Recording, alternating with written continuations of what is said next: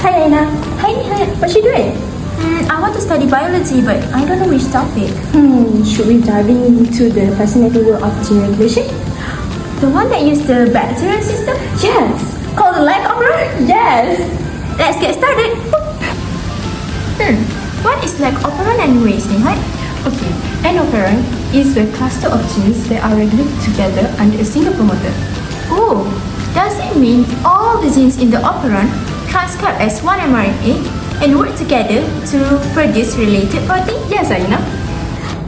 Do you know the example of leg operon? Is it the one that found in E. coli bacteria? Yeah, that's right. It controls the production of enzymes that break down lactose. Quick question, do you know what lactose is? The sugar found in milk. That's brilliant, girl! This system is designed to save energy by turning on those genes only when lactose is available. Isn't that smart? That is so smart. Right, guys? So now, let's go through the advantages of grouping genes into one transcription unit. Okay, so why does grouping genes into one transcription unit advantage the leg operon? First, this allows efficiency and synchronization. Okay, why does this allow efficiency and synchronization? This is because the proteins that is needed for the same process are produced together so that they are available at the same time.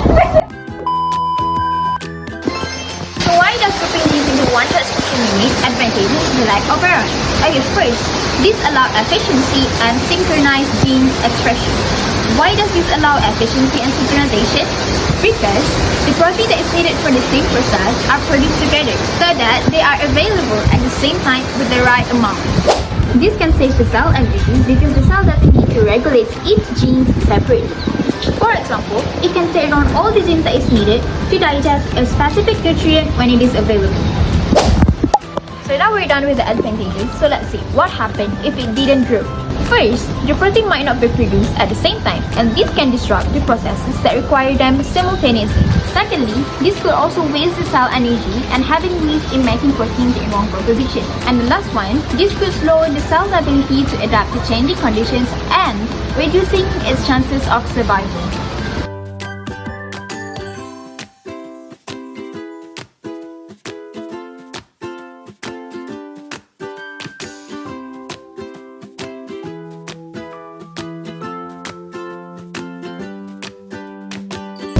So now I'm going to explain about the component of leg operon.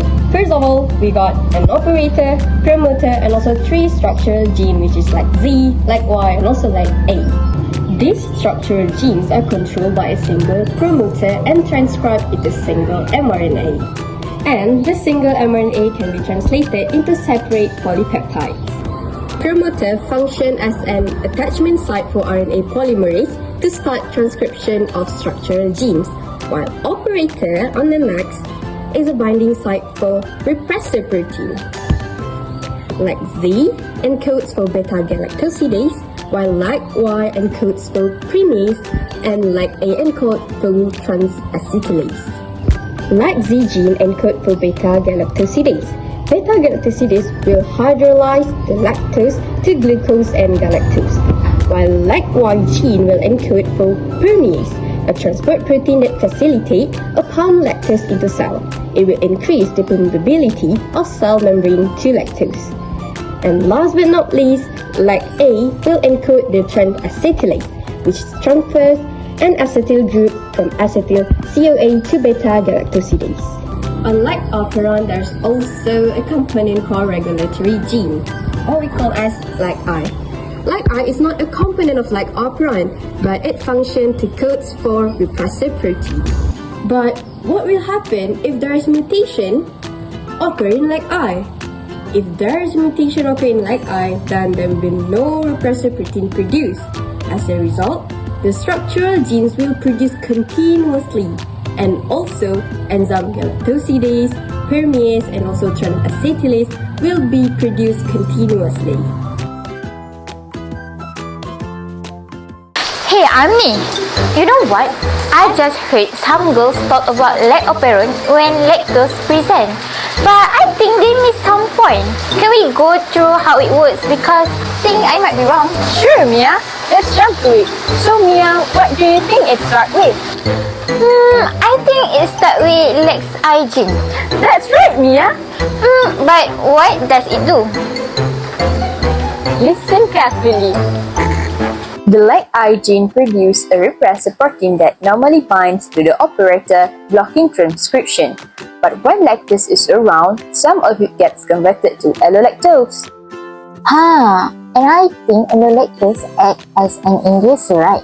It's bind to the repressor protein, which change its shape. That stops the repressor from attaching to the operator. Exactly, Mia. With the repressor out of the way, RNA polymerase can bind to the promoter and start transcribing the structured genes. Those are LEC-Z, LEC-Y, and LEC-A, right?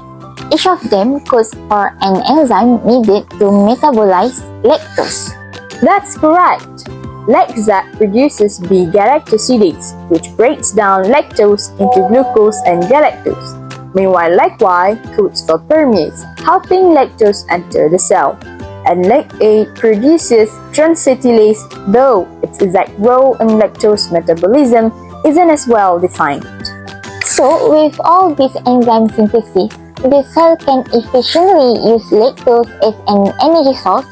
This whole operon is basically switch on? Yes, fantastic! It's a great example of how bacteria regulate gene expression based on environmental changes. The operon only activates when lactose is present, conserving energy and resources. Yeah, it's like a smart system, only producing what's needed when it's needed. Could not have said it better myself.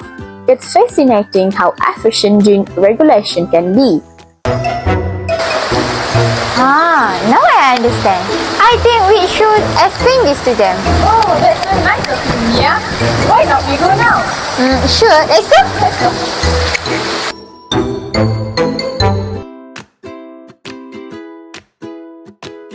Hi, today we are going to talk about the LEC operon.